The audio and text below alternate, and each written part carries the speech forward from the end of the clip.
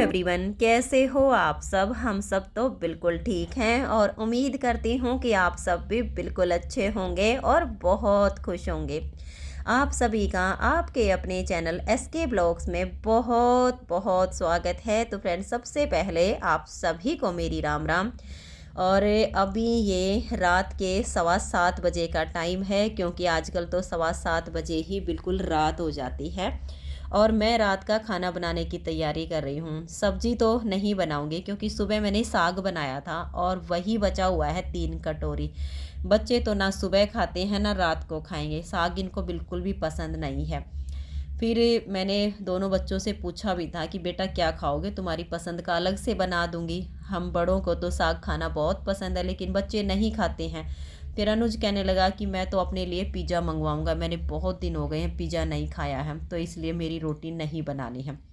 फिर विशाल ने भी बोला कि ब्रेड रखे हुए हैं, मेरे लिए 2 ब्रेड तैयार कर दो, उसमें प्याज टमाटर और इनकी 2-3 चीज़ें और भी हैं, क्या कुछ हैं, सब चीज़ें मुझे नहीं नाम पता है इन चीज़ों का। लेकिन हाँ, बच्चे ला के दे देते हैं तो इनको तैयार करके दे देती हूँ। तो फिर मैंने सोचा कि मैं अपना खाना बाद में ही तैयार करूँगी, पहले विशाल का ही बना के दे देती हूँ, तो ये तो अपना खा लेगा आराम से। तो अभी मैं इसी के ब्रेड तैयार कर रही हूँ। साथ के साथ मैंने दूध बॉयल करने के लिए रख दिया है कि थोड़ी सी खीर बना लूँगी, मीठे में थोड़ी सी खीर हो जाएगी। कई दिन हो गए हैं, तब सासू माँ को याद आ रही थी कि खीर खानी है, तो सोचा कि चलो थोड़ी सी बना लेती हूँ। थोड़ी सी खीर बनाने में ज़्यादा टाइम नहीं लगता है। तो इधर दूध बॉयल होगा, तब तक मैं विशाल के ब्रेड वगैरह तैयार करके दे देती हूँ।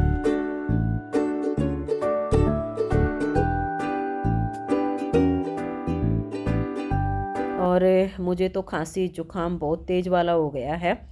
अब ये है, बीमारी आ तो गई है, इसको जाने में कई दिन लगेंगे। और ये आफत तो मैंने बैठे बिठाए खुद ही मोल ले ली है, वरना ना कहीं घर से बाहर जाना है, बस घर में ही रहना होता है।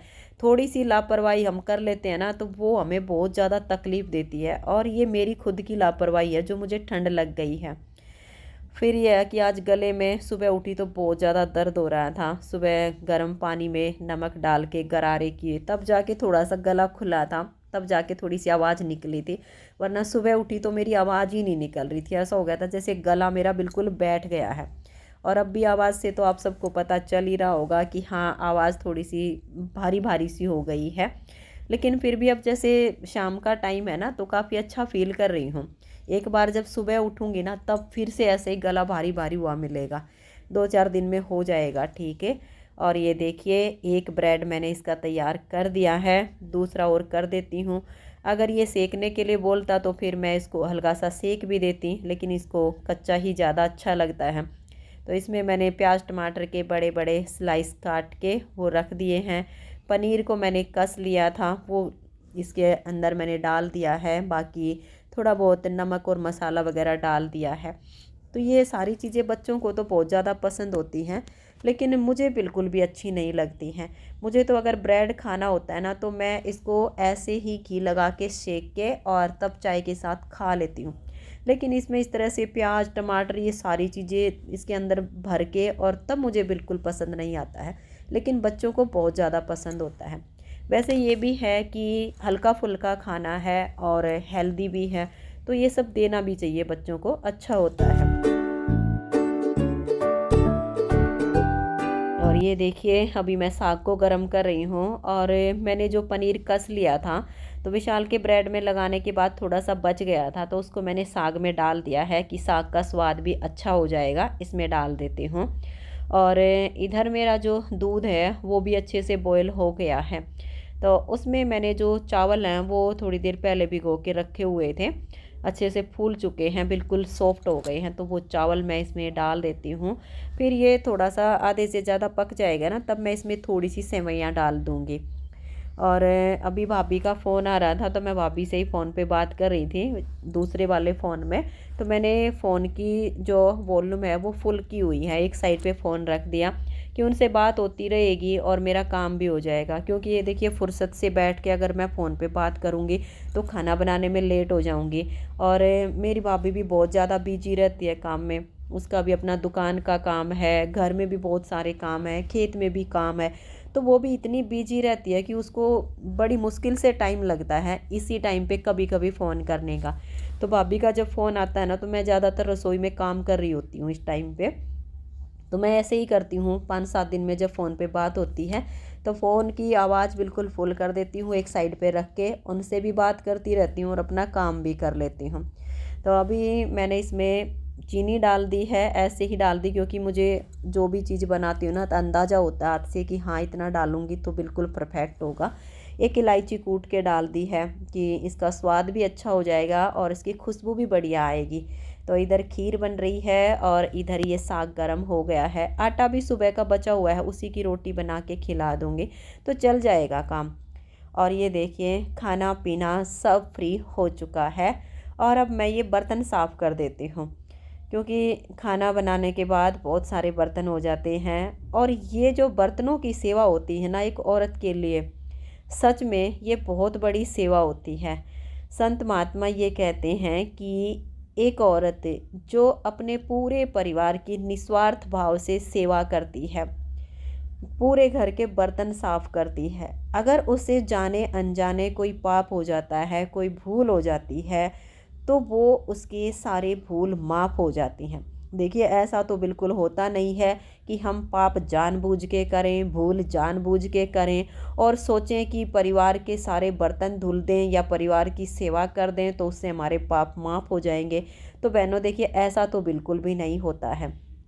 लेकिन हाँ, साधु संत महात्मा ऐसा जरूर कहते हैं कि एक नारी जो पूर्णतया अपने पूरे परिवार की निस्वार्थ भाव से सेवा करती है, पूरे मन से उनकी सेवा करती है, पूरे परिवार के बर्तन धोती है और बड़े ही प्रेम से धोती है, तो भूल से जाने अनजाने में उससे कोई पाप हो जाता है तो वो सब भगवान के घर में माफ़ हो जाते हैं।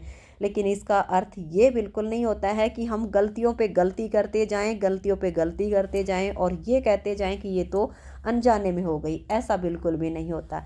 देखिए गलती एक बार होती है, बार बार नहीं होती है। बार बार होती है वो तो बेवकूफ़ी होती है। गलतियां हर इंसान से होती हैं। वैसे कोशिश यही करनी चाहिए कि कभी किसी का दिल नहीं दुखाना चाहिए, किसी के साथ बुरा नहीं करना चाहिए। बच्चे हों चाहे बड़े हों, जितना हो सके मन से उनकी सेवा करनी चाहिए।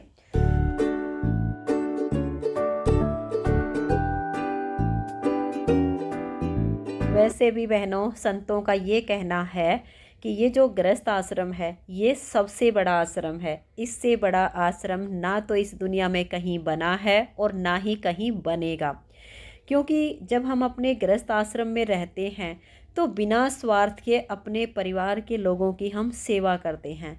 अगर किसी आश्रम में चले जाते हैं, वहाँ पर हमें सेवा मिल जाती है, तो जाने अनजाने में कोई ना कोई भाव वहाँ पर ज़रूर आता है कि हम यहाँ पर सेवा कर रहे हैं तो गुरुजी की कृपा से शायद हमें ये वाला फल मिल जाएगा। लेकिन इस गृहस्थ आश्रम में जब हम सबकी सेवा करते हैं, सबके काम करते हैं, तो कभी भी मन में ये विचार नहीं आता है कि हमें इसका ये वाला फल मिल जाएगा।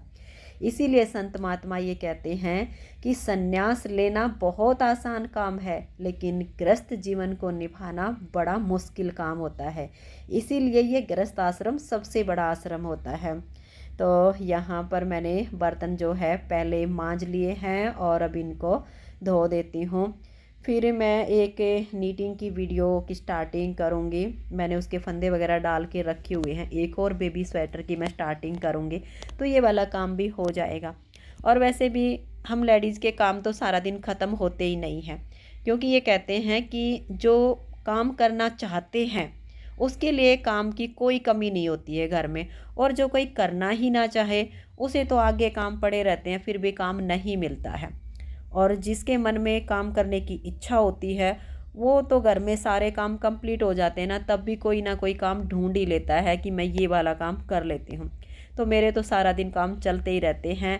तो सोचा कि चलो ये थोड़े से शाम के बर्तन वगैरह हैं, खाना वाना बनाना है, काम कर लेती हूँ, आप सबसे मिल लेती हूँ।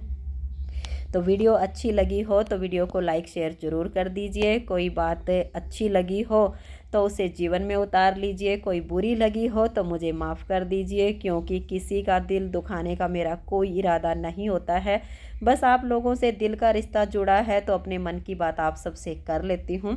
तो आज की इस वीडियो में इतना ही, मिलते हैं नेक्स्ट वीडियो में। तब तक के लिए आप सभी को मेरा प्यार भरा नमस्कार। राधा स्वामी, राधे राधे, जय श्री राधे, बाय बाय।